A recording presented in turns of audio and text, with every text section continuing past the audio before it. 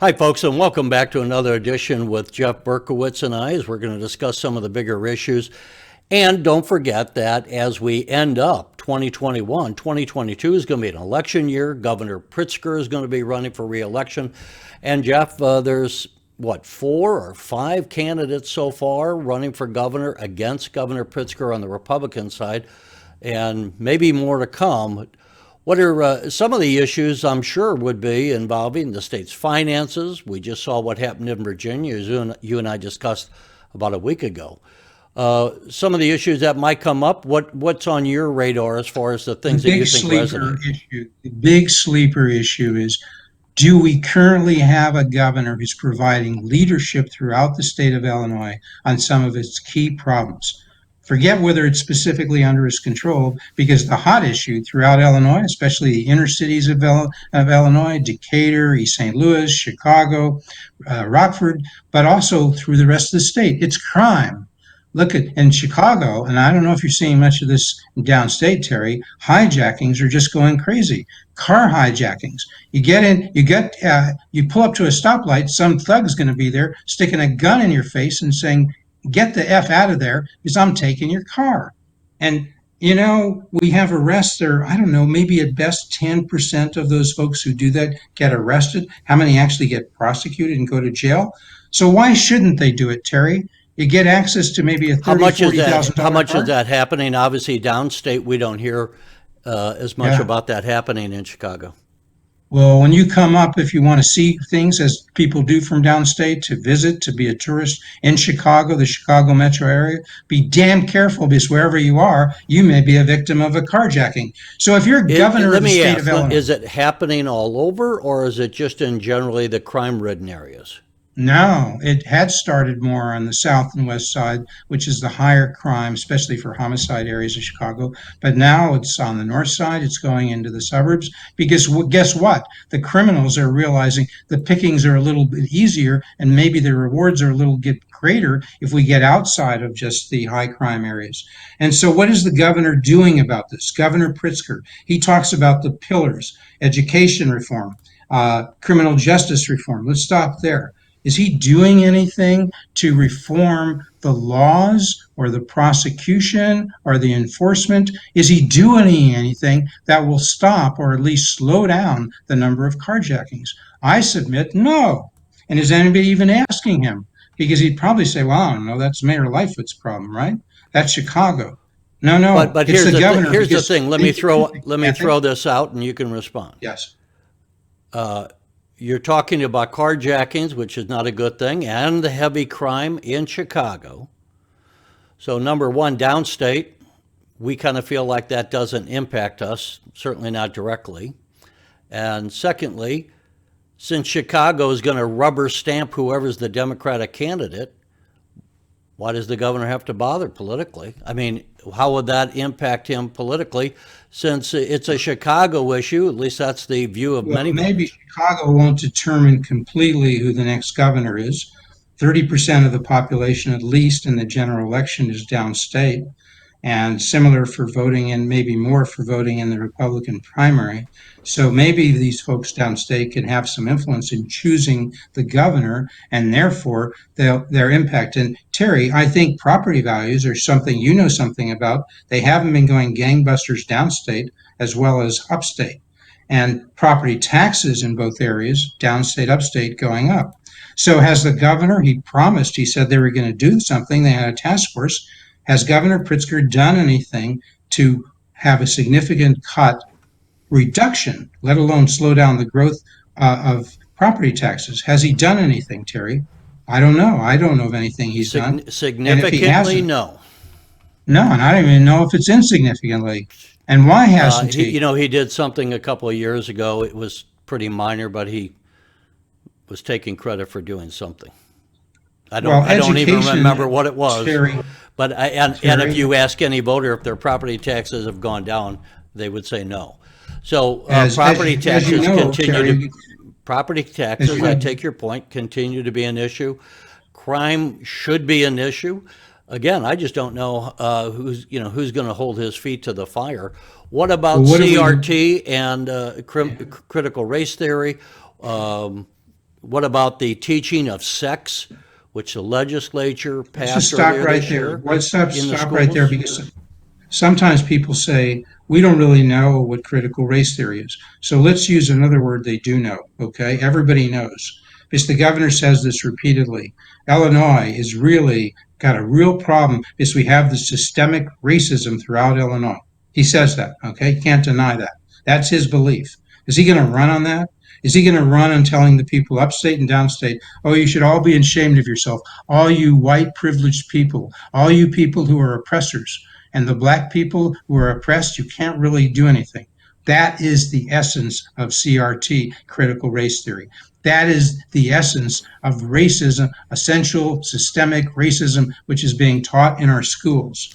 Okay, And whatever you and so call the it, point because is, some people, like in Virginia, with Terry McAuliffe, the former governor who just lost the race for election again, he goes, oh, we don't teach CRT in the schools, but it's a rose is a rose is a rose. And you can teach the curriculum and call it something else, but it's still, the interesting, as we talk so much about COVID, and you and I have done a lot on that, and I guess that might also be an issue, but the interesting thing is because of COVID and so many parents working from home, and then the kids being taught over the internet, that these parents in Virginia got riled up because they saw what was being taught to their children, because all of a sudden these parents who are working from home were in effect also in the virtual classroom with their kids. And that's and the what lit question, that bomb that went off in Virginia politically. I don't know if it'll, right? the question is, will that impact here? I don't know how much of an issue that is. I'm not trying to say it will be. My sense is that it's not much of an issue here in Illinois. We'll get to this shortly. The governor's race, some issues like pensions, the four current GOP candidates for governor, Jesse Sullivan, Darren Bailey, Paul Schimpf, Gary Rabine, and ask, maybe in addition to pensions, are they talking about this? Because guess what, Terry, as you just pointed out, the parents were home in Illinois too much of the last year, and they were seeing what their kids are being taught. So if the Virginians found this out, maybe a lot of Illinoisans found that out, and maybe Jesse and Darren and Paul and Gary, if I should use their first names, should be talking about this. Maybe there are. Well, Maybe it's not just maybe the media aren't giving them attention. I don't know. here's the other thing. The other thing is the teaching of sex education, which was passed, Right? earlier this year in the legislature, and this is going to be taught to young kids as early as I think beginning even as early as like what, first grade, kindergarten. Right. And certainly third grade. I mean, should we be going into masturbation in detail, anal intercourse? These things all were being discussed on the floor of the State House and the Senate because this is a part of the legislation. So folks, don't get mad at me for saying this. This is what our legislation is dealing with. And Terry, the point is, if you are somebody who is invested heavily in electing Governor Pritzker, say part of the black community, which was very influential in getting him elected, or the Hispanic community, are you getting your money's worth? Because if you're, say, in Chicago, and this is true in much of the rest of the state, in Chicago, 14% of the black kids at CPS read at grade level at 11th grade. 14%, 86% don't. Now, and Hispanics, it's 25% read at grade level at CPS, and 11th grade, 75% don't. Okay. And really, if you go to the whole school, not just Hispanics or minority or blacks, you'll find there's a very large percentage, perhaps a majority, 60% or so of kids in general at CPS don't read at grade level. So why aren't they asking the governor, who appoints the people to the Illinois State Board of Education, including the chairman, why is that happening? Does the State Board of Education have any influence on CPS or schools closer to you and downstate? Are these issues? I don't mean to Well, look, let I'm me not, insert. Hang on. are they issues that should be discussed? Well, I Let's put think aside whether sure, I'm right or yeah, wrong. it should be discussed. Now, Are they being discussed? Okay. they're not yet. Hang on. Let me talk. Yes, sir. Someone said to me when I was doing a report with educators before, and this educator was saying how much of a problem within the schools of Illinois are these mandates from the legislature. This is a couple of years ago. And he said, they mandate that we got to teach whatever, something new, whatever it is. And he goes, maybe that's the right thing to do, but we only have so many hours of the day.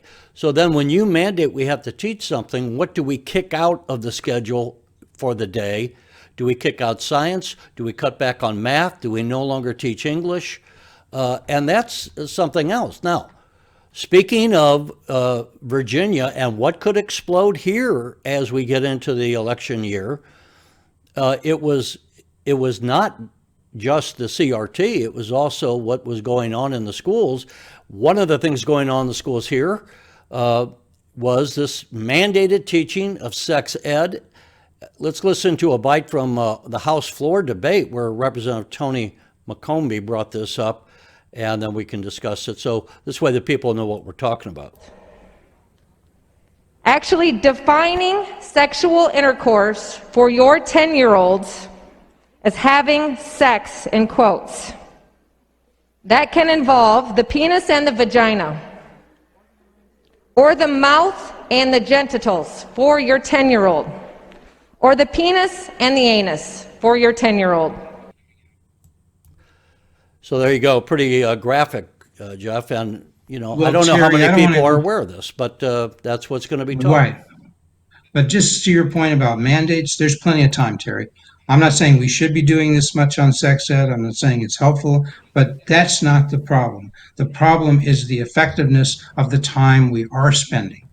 Okay. Yes, we've had in the last 20 years in Chicago and other areas where education is not going so well, which in part is throughout the state. We've said double periods of reading, double periods of English. They were doing that. And why isn't it effective? Because we have teachers unions who are continuously blocking reform and continuously saying we don't want to assess teachers and their ability to teach. These are many intractable problems, but that's no excuse because there are many private schools that are dealing with kids with the same socioeconomic background, and yet they are achieving much higher rates of teaching kids to read and write and do math and science at grade level. So we got to face this head on. If you're a politician in the state of Illinois and you want to get to your consumers and improve the quality of education, you better figure out how to deal with teachers unions and how to take that head on. Because right now they are responsible for education, not the parents, not the taxpayers, but it's the teachers unions who are really telling the mayors what to do as opposed to vice versa, or telling their school board what to do as opposed to vice versa. So these are all issues. I've mentioned teachers unions. I've mentioned Well, we have to see, parents. look, I think understandably right now, so far, a lot of people, the voters haven't picked up on the gubernatorial race. They can only stomach so much, and they'll get more than their share of the issues coming up in 2022. There are some groups, grassroots groups forming in Illinois. I've interviewed some of them, so they're going to play a part as well. But Jeff, I want to, before we get too far along here, let's listen to what happened today. Ted Dabrowski, who you and I have both interviewed over the years, who is the president of WirePoints. Ted came out with a new report today saying that the combined debt in Illinois is much higher than people have really been talking about. Let's listen to a clip he had today. Today we put out a very important paper because Illinois has hit a new milestone. The pension debts in Illinois, when you add them all up, have hit $500 billion. That's $500 billion is creating havoc on our state.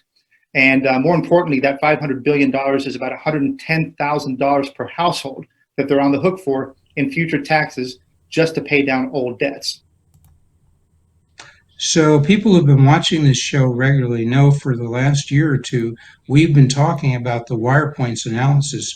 that shows through slides and otherwise that the Illinois shortfall on pensions, when you count Illinois state government, state retiree health care benefits that are free, they shouldn't be, they should obviously, everything should have at least a partial charge. So when you consider all of those pensions issues on the state side, and also Chicago and Cook County and cities around the state of Illinois, that shortfall is about $420 billion. I should say was, like 3 years ago when that analysis had been done by WirePoints. So today, on what are we at? We're at November 17, 2021. 3 years later, that shortfall has gone up, not 420 billion as we've been telling you. It's now, what did we say, 530 billion. So what is that? That's about a 25% increase on that base. And that was articulated by Ted Dabrowski in a Facebook Live thing that people can find repeated or re-airing on wirepoints.org. That's $530 billion. Here's a question for the governor. What have you done in, what is it now? He's been there 2.5 years? Close to 3 years, I would say. Years. 3 years. How much Jeff, of that here we got just to run $530 billion through, you know, as shortfall did you fix? As Ted Dabrowski mentions, you know, a lot of people are not talking about this, and you got here, among other things, not just pensions, but you got $55 billion in the unfunded benefits in the state retirees' health care. But just stop there for a second, Terry. Stop there. Hold it. Freeze that. You look at state pensions at $313 billion. State retiree health is really a part of that. That's another $55 billion. You add those up, we're talking about 75% of our pension shortfall is on the state side, at least. Okay. Then we have Chicago and Cook County at $122 billion, and some other state pension bonds. That's that other 20 or 25%. Altogether, you got $530 billion in shortfall. Much of it's the state government. So it's a legitimate question to ask Governor J.B. Pritzker, have you done anything to solve any of that? When he talks about consolidating pensions, fire, and police, those funds and management and so forth, I think even he conceded that's about 4% of your problem. Maybe that's, what is that? Maybe $20 billion. I don't mean 20 billion is nice, but out of 530 billion, if you're a corporation, Let's look. We have a bite of Dabrowski talking about this. Let's hear him. Okay. The state pension debt, not at the official numbers of 144 billion. They say it's 313 billion. Chicago and Cook County have 122 billion in debts. You've got the state retiree health insurance that nobody ever talks about. That's 55 billion at the state level, and there's another almost 20 billion at the local level. So we've got these massive $530 billion in debts. What do they mean to a typical household? Well, a household has to, over time, pay down these debts because they're the only ones who can pay them down if we don't reform those debts.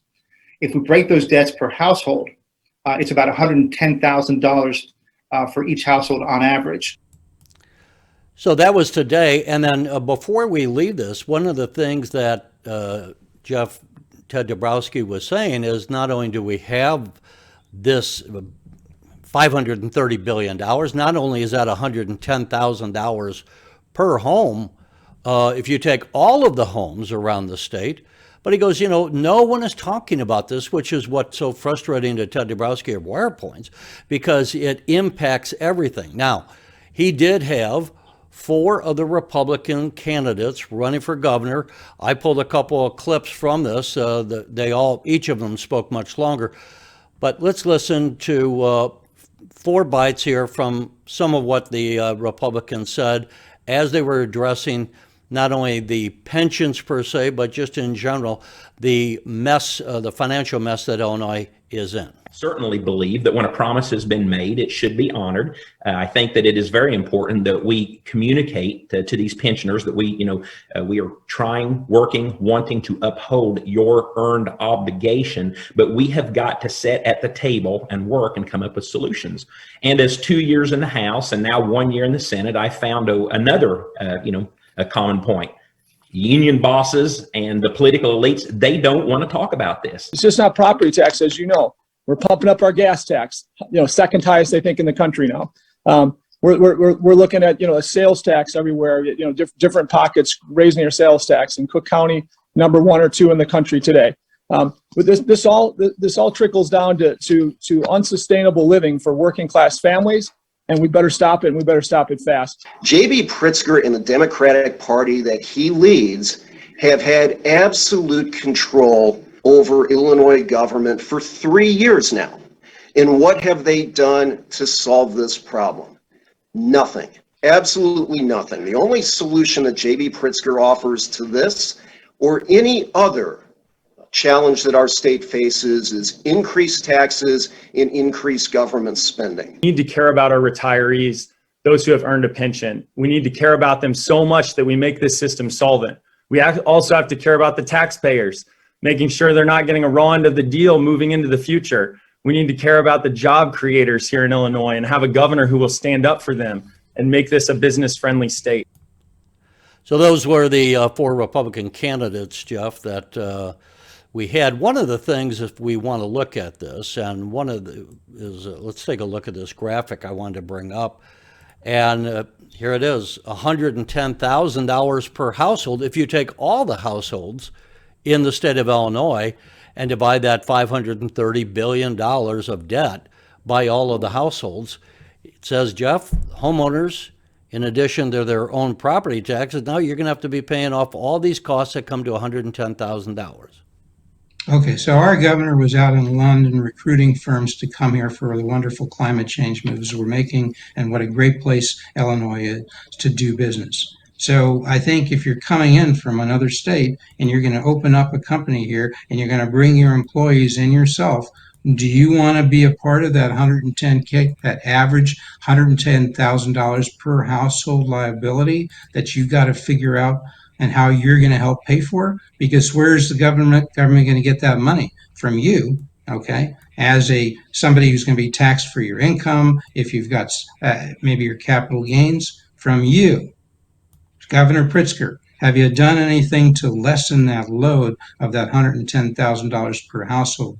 For GOP governor candidates, have you said anything that would lessen the load if you get elected? Policies you would adjust, you would adapt, you would enact, you would persuade the legislature, anything to solve that. Because yes, today I understand Wirepoint said this was not about solutions, they have them, but they were focusing on letting people know the extent of the problem, the $530 billion figure, the $110,000 per household figure. But at some point, Terry, we got to ask our politicians, our policymakers in the state legislature and our governor to solve this problem. And if he's going to really attract business and taxpayers, deal with the out-migration, because we're hemorrhaging population, we're hemorrhaging companies. So he can go out to London and say, oh, come here, but I don't see that they're coming. I don't see that they're coming unless he deals with this. And one of the comments was that, I forget which candidate, if it was Paul Schimpf or someone else, said, I think it was Paul Schimpf, saying that, when the governor had his budget address, Schimpf said, I was shocked that the governor never brought up how people were fleeing the state because of the high cost of taxes here. Right. That's certainly the case. I think Illinois was either number one or number two of two states in the union that lost population over the last 5 years, only two, and Illinois being one.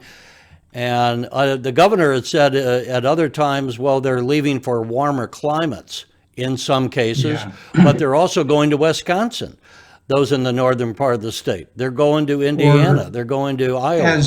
As we've reported, Ken Griffin, the wealthiest man in Illinois, exceeds the net worth of J.B. Pritzker 6 times. J.B.'s at $3.2 billion. Ken Griffin's has a net worth of $20 billion. He's thinking of leaving. He's got two companies, two major companies, a hedge fund, another fund that deals as a broker, and he's got businesses in Florida, the employees in Florida and New York. He could go there. He still has employees here in Illinois. But then he's talking about the crime that's hitting his employees, that's hitting him, that's coming very close to his home. So, we need a governor who addresses the issue of crime and helps the mayor solve crime and helps the police solve crime. Because if they don't do that, they don't do the first order of business, is making people safe in their homes, in their property, And so again, we started with crime. We may end up talking about crime. This is an issue in the governor's race, there's legislation that could occur. There's bail. We're going the wrong way. We're letting people out on easy bail. Let me which ask means you, they're if offenders. you were giving the Wrong way. Republican candidates advice, the question would be, what would you say is going to be the focus of the voters? Is it going to be more social issues or economic issues? We've been talking today about some of these economic issues. The governor, I think, is going to be running more on social issues. He's going to say how much he's helped the black community. He got marijuana passed. He made sure that certain businesses set up under that were reserved for None of that, Matt. Look, inner Terry, city he's banking. people. He's not going to be betting that talking he about can- crime. He's not going to be talking about the growing debt of the state. So he, I think, is going to be, one might say, like a magician, trying to divert the attention of the public to say, look at all these great things I did on social issues, and look at what I've done in managing the COVID. And he'll say that was a success. But what is your Patrick- view? What would you say is going to be on the minds of the I don't have to public? speculate. You don't have to take my word for it. Patrick Finkston, who edits and publishes the Illinois, a new competitor for Capital Facts and Rich Miller, he's released a poll that he commissioned just in the last few weeks. And he says the big issues that we're seeing when you poll people, 60% of the people, I think, their top issues are crime and the economy and taxes. Okay? That's where it is. COVID is receding. The governor's doing fairly well. These governor's down. If you look at, I'm just paraphrasing these results, but the governors might say, well, look, I'm doing pretty well. I'm got at a reelect of something like 50 to 45. Okay. And but that's down about 10 or 14 points from where you were last year in that same poll. And he says, oh, yeah, people are reasonably happy with COVID. But yeah, that's down from where it was last year. The trend is going against you. And they're not talking about COVID. And they're not talking about marijuana being legalized and giving some people who maybe didn't benefit or were hurt from before from laws against marijuana. Now we're making them retail distributors. No, if you're in the black community, you're a little worried about many of those Chicago 800 homicides we're approaching this year, another record year or close to record that hit mostly blacks on the south and west side. Most of our crime in those areas are black on black. So how does it help them to have easy bail? Really? If they're going to be the victim of those homicides, if they're going to be a victim of rape or other violent crime? No, somebody needs to talk about that. I don't think easy bail helps because a lot of those people, if they're dangerous, become repeat offenders. This is happening throughout the country in the cities. And at Virginia, they addressed it, and Glenn Youngkin won.